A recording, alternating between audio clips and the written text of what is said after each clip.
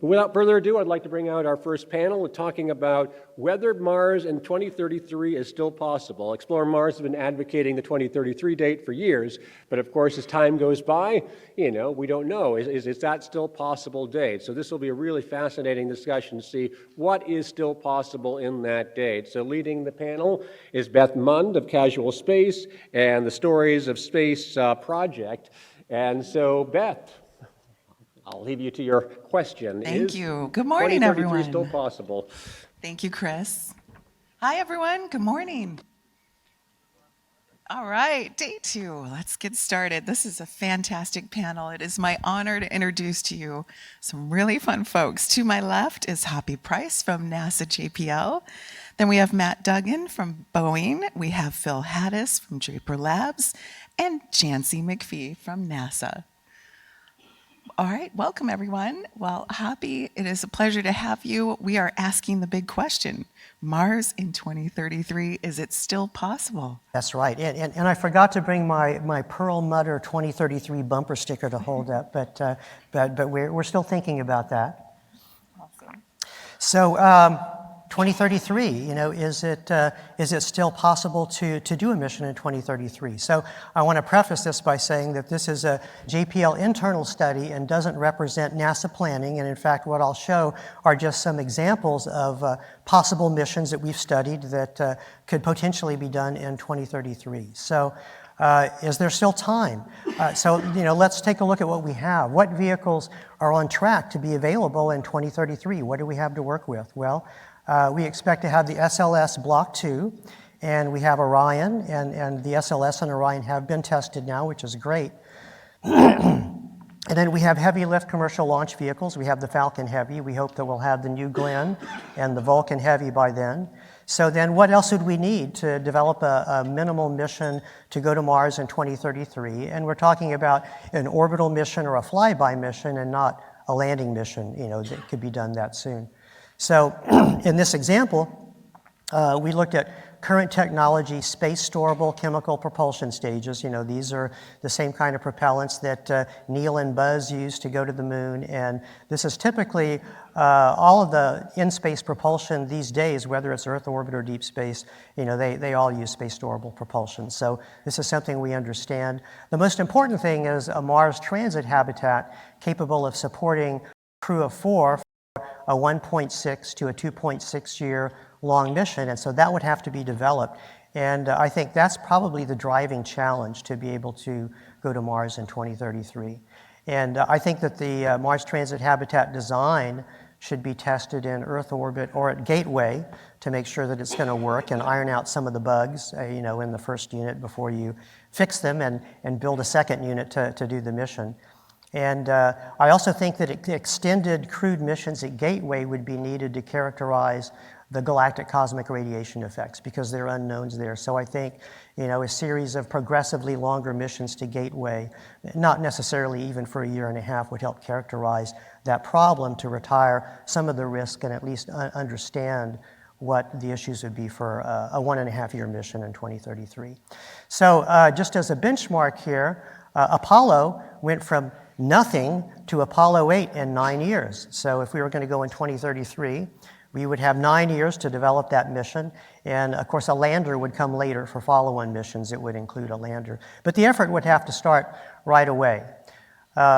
So just as a notional mission scope, as a starting point, the project could be scoped for a 2033 short-stay Mars orbital mission with a Venus flyby, but there are some fallbacks. If that didn't work out, there were some issues with building that many vehicles and stages.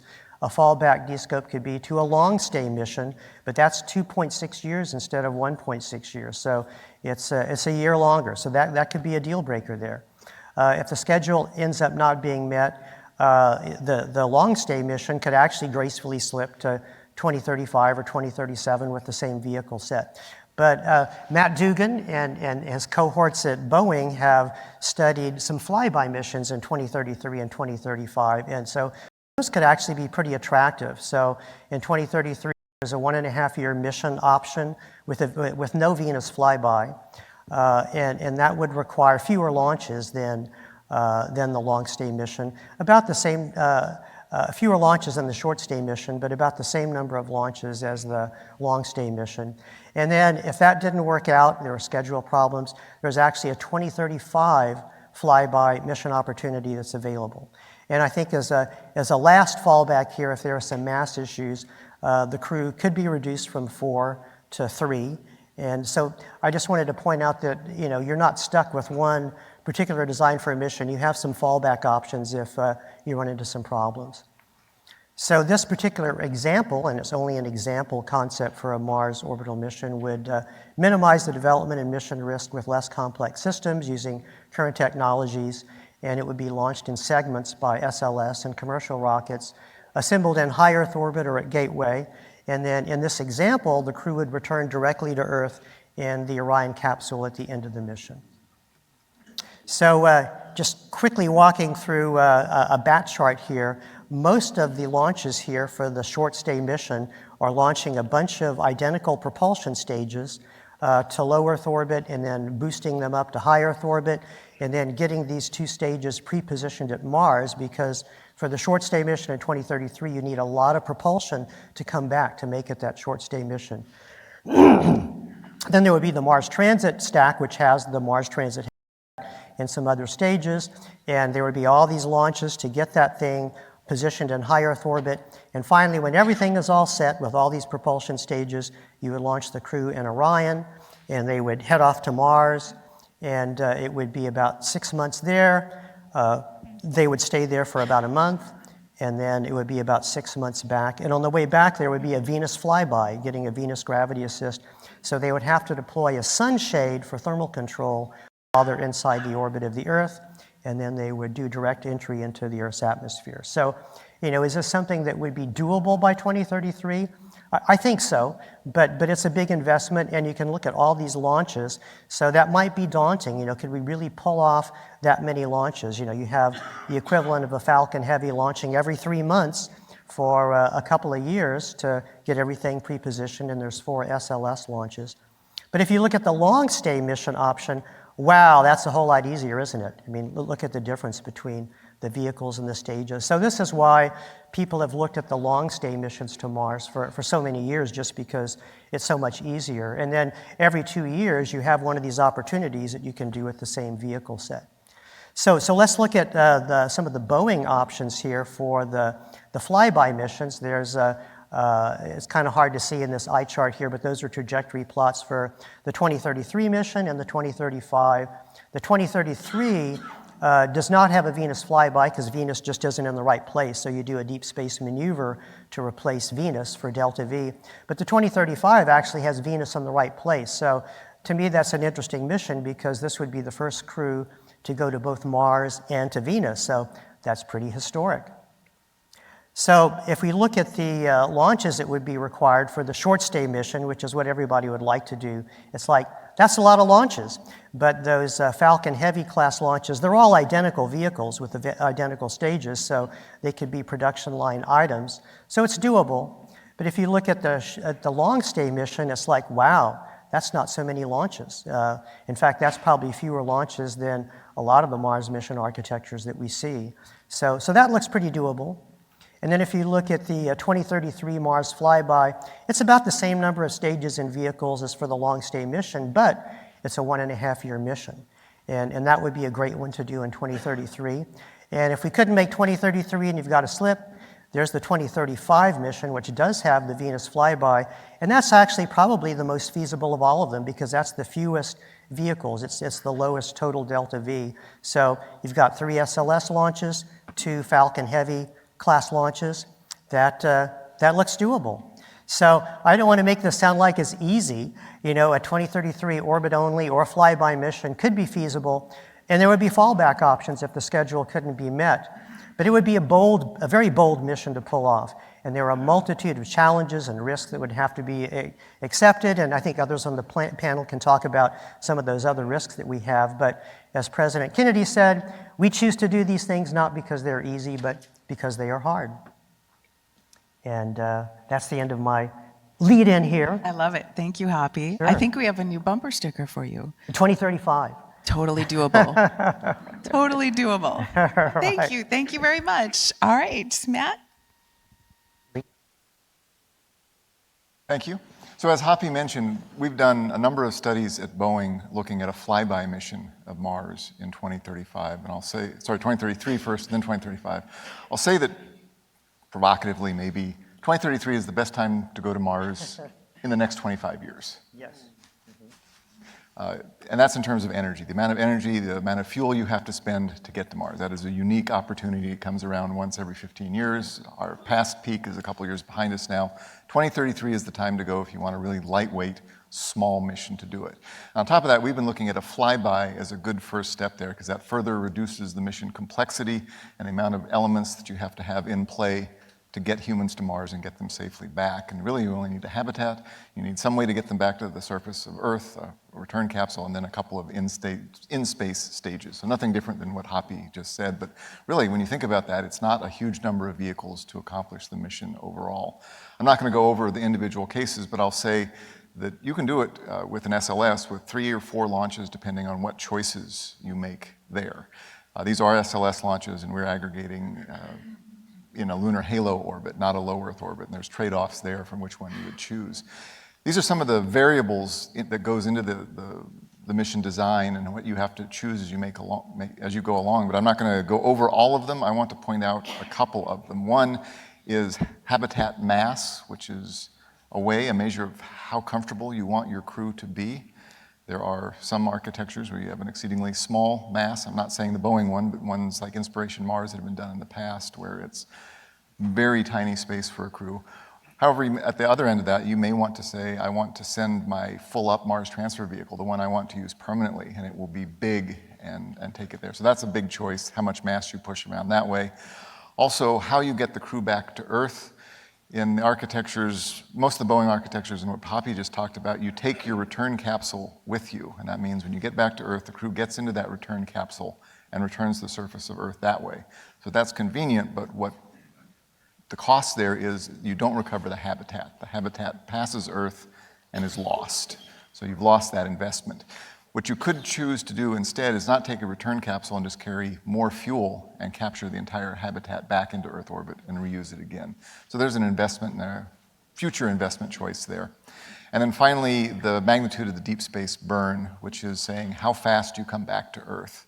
When you come back to Earth from Mars, you're going really fast, relatively speaking, about 14 kilometers per second. And that's compared to 11 kilometers per second, say, if you're doing reentry from the Moon, or about 8 kilometers per second if you're doing reentry from low Earth orbit. So just as you can't take a low Earth orbit reentry vehicle and use it to return from the Moon, you can't take a lunar reentry vehicle and use it to return from Mars without some modification. So that means you have 2 choices. One is either invest in your thermal protection system, build that up, make that better so that you can hit that high speed, or slow yourself down, and that's the purpose of the deep space burn.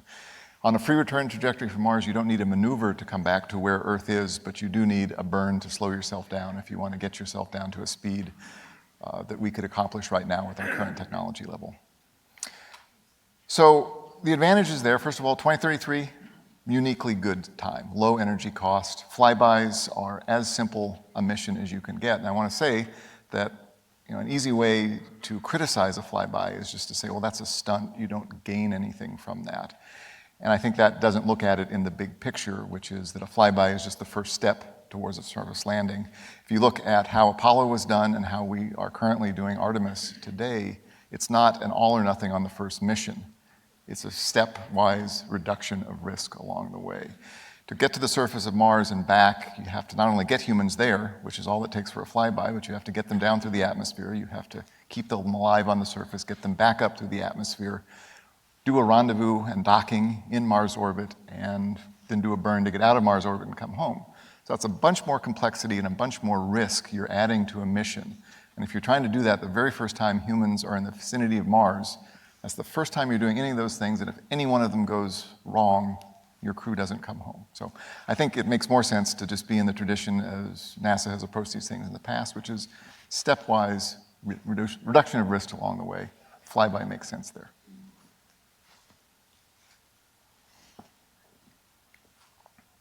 Thank you, Matt. Fantastic. You can clap, by the way, because that was fantastic. Please. I can't imagine, though, going so far to get there and just fly by. It's so tricky. Okay, Phill, fantastic. I will say that I work at Draper in Cambridge, and our predecessor, the instrumentation lab, was part of MIT before we became an independent organization. One of the programs they had in the late 1950s was a Mars probe. And it was going to be a flyby of Mars that would come back to Earth, because you had to take the pictures when you flew by Mars, and of course you had to bring the film back. It was the 1950s, after all. But the idea of missions to Mars that fly by and come back to Earth has actually been around for a long time. So I'm going to be talking about some of the challenges. I'm going to start off by saying I want to get to Mars, and I want to get there as soon as possible. But there are some issues. So I know there's been some discussion of radiation already, but I'll be a little bit more specific. You have to worry about episodic solar storms with high proton flux, and you have to worry about the continuous flux of galactic cosmic radiation, which I'll refer to as GCR, going forward. What are the issues? Well, there's the mutagenic effects, but also unquantified adverse cognitive effects. It's been estimated that a human brain may lose something on the order of between 0.5% and 1% of the brain cells in a 2-year mission. And there is no quantification at this point of what that means for the cognitive effects on humans. The mitigation challenges for option 1, shorter transit time. And nuclear thermal propulsion is one of the paths to do that, but the technology is not mature. Not that it can't be, but the resources haven't been going into it to make it so. A second option is onboard protection. For solar protons, it's fairly straightforward. You create a storm shelter on the vehicle, generally surrounded by water tanks, which means you have to have the water tanks on the way home, not just on the way back. But that's a mass penalty. For the galactic cosmic radiation, you need pretty powerful magnetic fields to be able to deflect a significant fraction to be meaningful. And there's been studies about this. And it's believed in the near term, means could be developed to be able to deflect 25 to 30% of galactic cosmic rays, which would be pretty consequential when you consider the total dosage effects. But the technology is not mature, and the programs to mature have been put on, are suspended at this point in time. Another issue is the in-space assembly that Hoppy talked about, and the on-orbit fueling.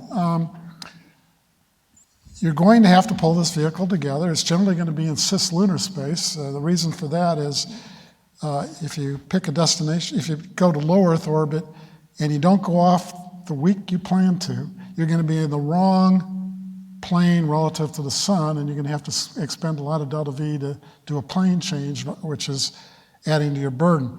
So you go into cislunar space, that penalty goes away.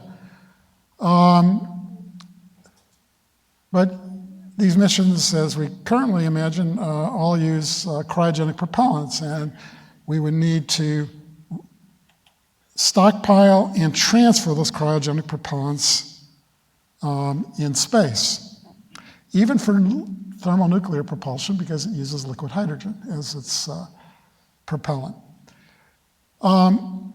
So the assembly platforms still need to be developed. Gateway could be a starting point for that, but it's not in its current construct intended to serve that purpose. And in space, cryogenic propellant transfer has not yet been demonstrated. And there's thermal conditioning issues for transferring the propellant and losses associated with that. And there's boil-off prevention, where getting near zero loss effects has not yet been demonstrated. This issue also has to be addressed for Artemis, because when you use the Starship, you're going to need somewhere between 6 and 10 refueling missions. But while it will be needed for Artemis, it hasn't yet been demonstrated. So what are the implications? Hoppy talked about the use of the Gateway as a place for progressively more extended human missions. That's certainly a plausible strategy. Unfortunately, the Gateway, as in its current instantiation, is intended for short-duration human stays, and the pipeline for resupplying the gateway is quite limited right now. There's a contract for SpaceX to have a couple of missions for logistic resupply that is not enough to support very long missions, and certainly not progressively longer missions, so there would have to be a pipeline put into place for a lot more logistic support to the gateway. The near zero loss system for liquid oxygen and liquid hydrogen is going to take quite a lot of work. There are systems that can keep the liquid oxygen loss near zero. The systems that have plausible mass penalties right now for liquid hydrogen still have when we talk about years rather than months, a pretty significant boil-off issue that still needs to be addressed. And then the accelerated mitigation of the galactic cosmic ray mitigation technology, you have to put the money in it. The biggest issue is the power supply. Now, we're talking megawatts to be consequential. But if you have a nuclear thermal propulsion system or something to its equivalent, you have something that could also be used for producing megawatts of power. You'd have to have a dual use system to do for that purpose, but it's plausible, but again, it's not in the pipeline. So the issue for 2033 is what can we get into the pipeline and get done by then. So it isn't that the issues are insurmountable, but we do not have a current track to actually do that. Thank you, Phill.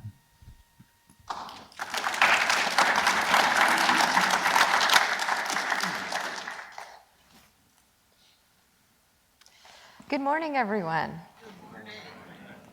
Is everyone doing well? I sure hope so. Yes, excellent. Let's talk about getting to Mars. So first, let me please reiterate that I am from the Human Research Program at NASA, and I am in the Chief Scientist's office. I'm the Associate Chief Scientist, and we think about the strategies, the science strategies that will enable future exploration missions to the Moon and to Mars, and those strategies have to reduce the risk to human health and performance.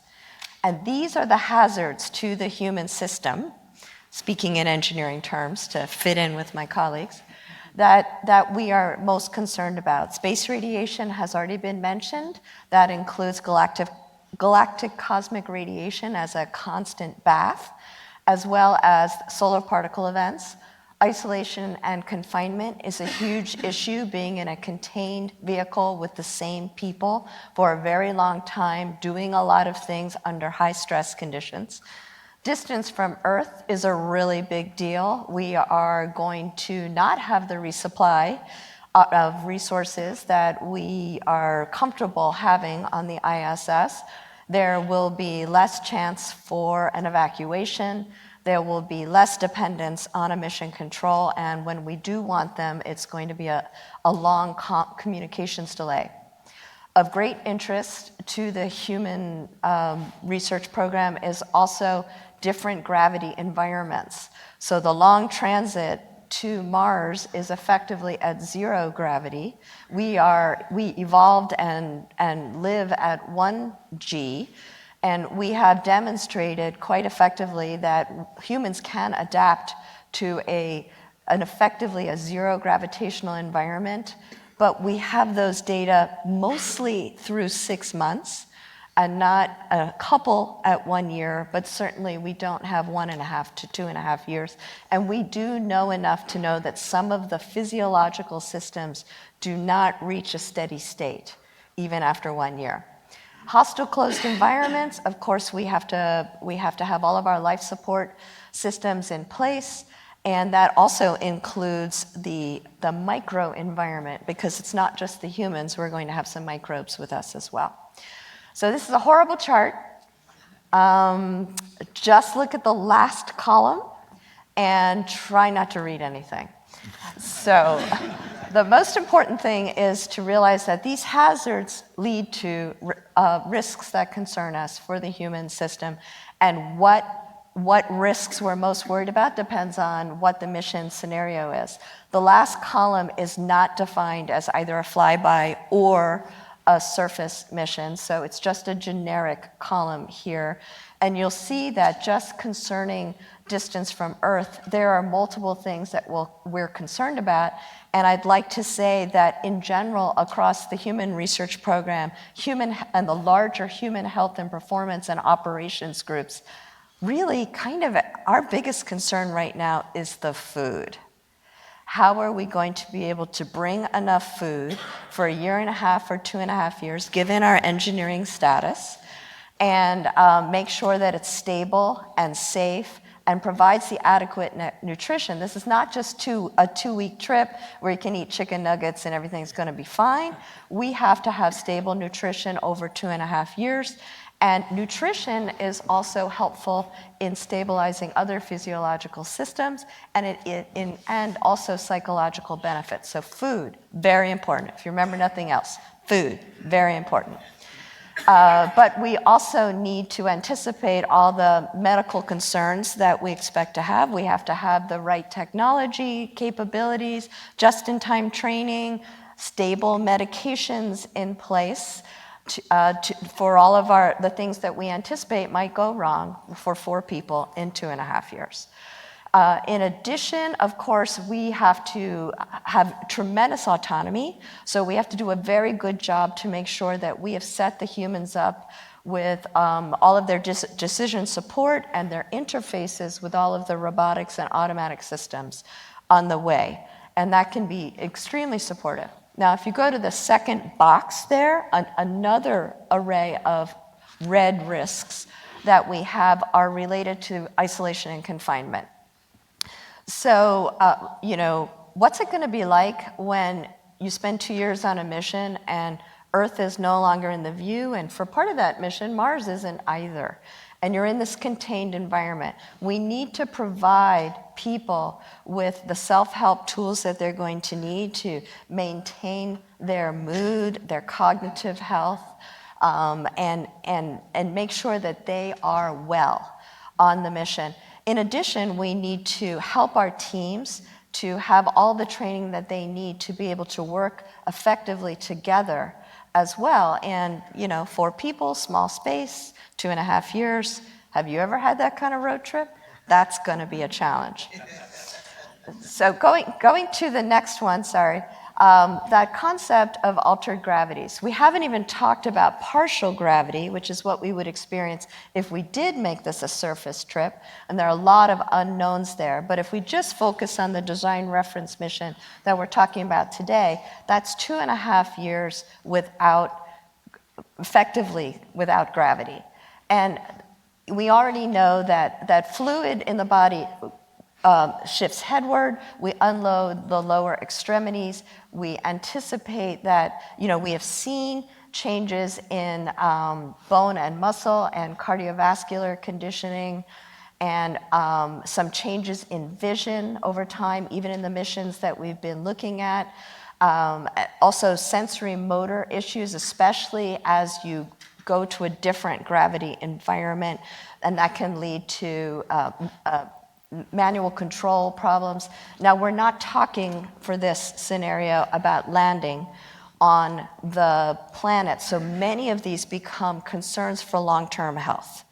But there are still operational challenges that might come up as these changes keep occurring over a 2.5-year mission.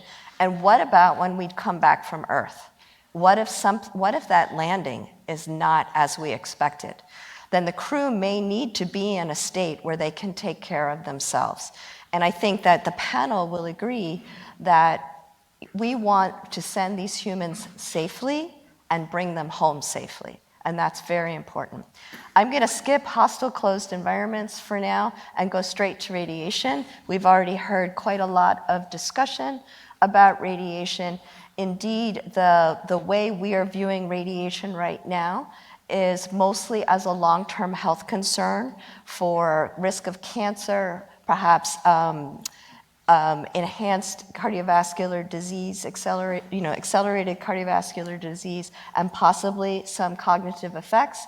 But what we know to characterize those effects and what we're expected is we don't have enough information yet to really be able to make that decision about, what exactly will be the risk, and to inform the crew and the decision makers depending on what we decide the best design reference mission will be to achieve the science objectives that we're all hoping to do as well. You guys haven't mentioned science, so we have to mention science. That's also very, very important. And in terms of the solar particle events, we basically are anticipating shielding. So it's more that bath of galactic cosmic radiation that concerns us. So I just want to use this slide to make the point that these risks and everything we're talking about are not just the concerns of the Human Research Program. We have coordinated all of our top levels of priorities and concerns with our members in human health and performance and flight and medical operations. We don't have time to talk about exercise equipment, but we're certainly going to need that on a long trip, and we have to be worried about mass and volume. And we haven't gotten to talk about the fact that the human is not identical copies of each other. This is not something that we designed, but there's a lot of individual variability, and we want to be able to support each individual crew member and understand what we can do to help them on this long trip, no matter what the design reference mission is. And we use everything we can to get as much information as we can through simulations on the ground, as much as we can do in low Earth orbit on the ISS or the future commercial LEO destination stations. And that even includes treating those LEO stations as analogs for Mars. And then, of course, we will use Artemis to the best of our capabilities. We've been talking about long-term missions. It'd be great to get more data either in LEO or on related to the Artemis missions on what happens to humans on the longer missions, just more data. And then, of course, that first mission to Mars, we are going to be doing lots of science on the human and on Mars itself. And that's all I'd like to say. So thank you. Thank you, Jancy.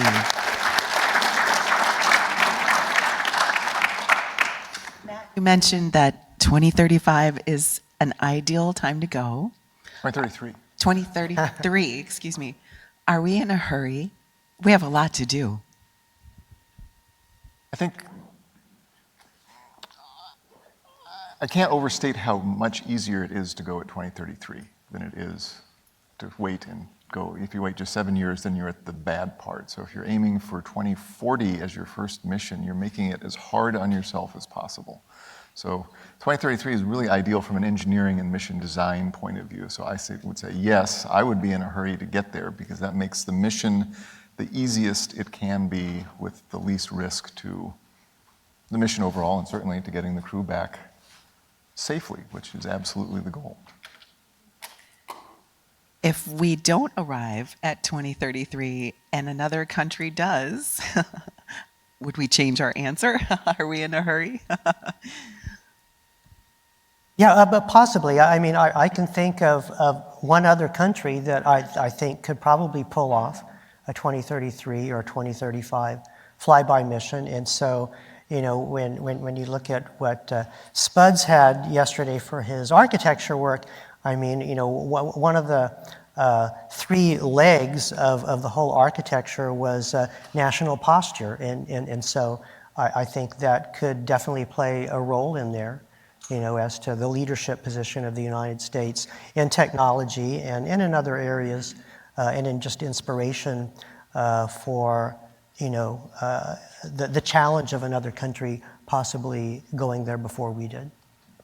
I think that's what it comes down to as a national goal kind of thing. It doesn't really change the engineering or the orbital mechanics. And if you want to be just focused on the risks and how to do it safely, you would in fact not look at what anyone else is doing because that creates hurry and go fever and things like we say in NASA to make bad decisions. Right. And as far as being in a hurry, I mean, taking a stepwise approach, I think, makes sense. So that's why in the example that I showed, really the only newish kind of thing is the transit habitat. And so, is 9 years or 10 years a big rush to develop and test the transit habitat? I don't really think so. I don't think it has to be a mad rush. I think that's enough time to pull that off. And so in the example that I showed, there were no cryogenic propellants. You don't have to worry about on-orbit refueling. They were just stages that you send up. For the flyby missions, it's not even that many stages, and the stages just get docked together. So those aren't really difficult things to do. I don't think you'd be in a rush for any of those things. It's mainly the transit habitat and the food. I think we need to have a bread machine for the astronauts. We need to have a what? A bread machine, so you can just bring along absolutely. flour and they can make bread, make pizzas, all kinds of stuff. Very, Be very fresh, important for your mental fresh baked. health Yeah, as that would well. be good. How many times do we congregate over the food? And Oh, and the smell of the fresh baked bread. Yeah. and as we were saying backstage, 2.5 years of granola bars, that's going to get old. It really is. So another rather complex trait in here, of course, Apollo was a national endeavor. As we are pursuing things for Mars today, it is a multinational endeavor in the mold of ISS, excluding certain countries. But the experience of multinational endeavors is, while they have high political value and significant infrastructure benefit, they tend not to be as fast as a national endeavor. And so one of the questions we have to ask ourselves if we're really trying to go for 2033, is the multinational approach going to interfere with that? So could I please represent the human system for a moment there? I think we want to get humans to Mars, but we also really want to get them back again. So sure. Although I totally agree we can never be without risk, I think it is worth it to pause a little bit to make sure that we've done our diligence, to make sure that we really think it's going to be a successful mission. And I totally agree with your other comment that we do need to look at that trade space. We are working towards really trying to make this mission to Mars more multinational and really go as the human race. And I think that we have to be willing to consider how much of that, how do we weigh that with getting there sooner rather than later. So I think that was an excellent point. Thank you for bringing that up. I really loved your progression, Jancy, on your slides of how we're preparing us as humans to go and live on Mars. And from ISS to Artemis, we talked about Skylab backstage. Are we ready as humans? I mean, truly, we need a lot. We need protection from the radiation. We need our food. We need a lot that's going to happen. Your slide pointed out some things that we didn't get to. Do we have enough time in those 9 years to get ourselves, and the crew today might necessarily be the crew in 9 years, correct? So are we ready as humans? So is this a technical question or a philosophical one? Because technically, as my colleagues and I have stated, we do have a number of difficult challenges that we need to overcome. Do I think they're insurmountable? Absolutely not. Do we want to do this? I think we do. But I do think that it's constantly a trade. How much, some of them could be, if we can't feed them, I promise you the mission won't be a success. But we do have options in that trade space. And so there are things that we can consider, information that we can collect to make sure that our food system works, our radiation systems are as good as they can be. We've got all the contingencies we need for if things are not going well, all the support, all of that. So I don't think I'm going to be able to put a timeline on that, but I do think that we have to pay attention to those, and those will kind of answer the question, how soon can we be ready? Philosophically, I think it would be great. I really do, because it has benefits that go even beyond the science. We are humans, we have to explore. And, be awesome to do it together. I would hate for it to come down to, Hoppy, you shared an earlier slide, mass versus number of crew. Right. I would hate for that question to have to be answered. But Right. Speaking of questions, I'd love to open it up for questions if you have one. Please proceed to the microphones that are on each side. Oh, we're ready. He's ready. Go ahead, please. I have two questions. One, do you think it's possible for a commercial company to beat NASA? And two, and this is for Hoppy, why do you think nuclear propulsion is out of the question? So the second one is, why is nuclear propulsion out of the question? Is that what? Oh, I don't think it's out of the question, and I'm a fan of nuclear propulsion, but having that ready and rated for a crew, and having the reliability proven out by 2033, it just seems like a stretch, because there's so many technical problems that still need to be solved for space nuclear propulsion. So for the long term, I'm very optimistic about space nuclear propulsion, but by 2033, I'm not so sure. To me, the big thing is the transit habitat, getting it to Mars and back. And I think you can do that with any propulsion system. You can use space storable chemical, you can use cryogenics, you can use solar electric propulsion, nuclear electric propulsion. It's a matter of how much propellant you need to take. And as far as the short stay missions, which aren't as short in years other than 2033, I mean, you can do the short stay missions with chemical propulsion, which actually SpaceX has talked about doing with their system. It just takes more propellant. But I just think nuclear propulsion won't be ready by 2033. Can I just make one comment? We are working with not just our international partners, but also our commercial partners to try to solve some of these challenges together, and even looking more broadly at biomedical data from people who are not traditional NASA astronauts. So I do think that a collaborative effort would be very interesting, and we are all trying to get the answers we need to support those missions. Oh, and the other question was, do we think that a private company could get to Mars before NASA does? Well, yes, there's a private company that is working towards that, and I wish them the best of luck. I think it's not beyond the realm of possibility that a private company could send humans to Mars before NASA or other international space agencies does. It's possible. Thank you for your question. How about over here? So, Jancy, I want to thank you for being here and being a part of this discussion, because for a very long time, it's been a very engineering-centric discussion, and it's incredibly important to hear the views of the Human Research Program and the work of the life scientists and other folks that have gone into this. When I studied aerospace engineering, I thought of the human as an afterthought, and I felt, after I became a physician, that I probably had underestimated the value of the human challenges and risks. You mentioned the behavioral health aspect, and I wanted to make sure that everybody heard this quote. All the conditions necessary for murder are met if you shut two men in a cabin measuring 18 feet by 20 and leave them together for 2 months. That's from the diary of cosmonaut Valerie Reumann from Salyut 6 in 1977. That's 2 months. And we've learned a lot since then, but our accommodations have not improved that much. We struggle when we look at the trade space with things like private space within the space stations we're talking about. We've had to have arguments over whether to put a toilet into Gateway or whether just to use the Orion toilet, for example.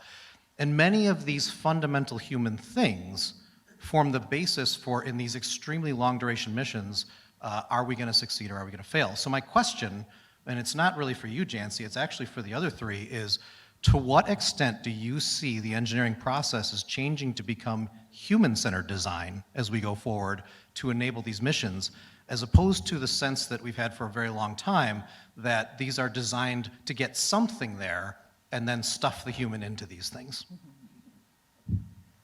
I'll start. That's a good question. And I say we try. The pessimistic answer is that we have a lot of decades of engineering tradition and processes that have gotten us to where we are today and are exactly the problem that you're saying. So we have to overcome that. There's a lot of problems in just getting the humans there at all, getting anything there at all, that tends to make the humans a bit of an afterthought, because there's so much other complexity. It's the design process where you just carve out some space mass for the humans and then let someone else fill that in. I think part of the answer to that is better coordination between the human designers and the engineers up front. There is a definite problem in the way we do this now where you get the human health and performance input and frankly the crew input much later than you should in the process. So bring them in early, have them intimately involved today, and that will start to address that kind of problem. Yeah. So I've seen some of the NASA design process for the Mars transit habitat, and I think that they are making an effort to bring in the human elements, and Jancy's part of that. And so, you know, in the example that I showed, I was showing a 40 metric ton habitat, which is more in line with what NASA's been thinking of, that is a system that can have adequate crew accommodations and privacy. So certainly NASA is thinking along those lines. I think right now the people designing the Mars transit habitat, the human condition part of it isn't an afterthought. I see that we still have questions, but in the sense of time, we need to. Oh, do we have time for one more? Great. Okay. My question concerns whether 2033 might best be used as a pre-positioning of supplies and equipment set of missions. Well, I mean, certainly 2033 does present options for pre-positioning some things, and in fact, for some of the example architecture that I showed for the orbital missions, you know, there were stages that were pre-positioned in Mars orbit. But the pre-positioning of things, except for food, is not time critical. So, you know, you can really send them there using all different kinds of propulsion in different years. But to me, the advantage of 2033 is having the short stay, and I think that's really for the humans and not for the cargo. I'll just note that I like the idea of pre-positioning things in general, but you don't necessarily want to get into a position where that is how you come home. If I don't dock with those supplies, again, on the first mission in 2033, I don't come home. That's a risky mission design, and so that drives you maybe to have everything with you when you leave and then come back safely that way. So I'll just make one observation. Hoppy and I have been among a number of authors of a book that AIAA is putting out about what it's going to take to do Mars missions, and my chapter in there was about abort strategies. And the main message I have about that is they're complicated and difficult. And so, in pre-positioning, there has to be multiple strategies for that because you don't know where you're going to be able to get to or under what circumstances. And being able to cannibalize systems that could have dual use and other things like that may be as important as being able to get to some supplies where the mission has to still be on a certain track to make that possible. So that's a complicated question. It is. Well, Jancy, Phill, Matt, Hoppy, thank you so much. What a fantastic discussion. Mars is Beth. still possible. Thank you. Janet.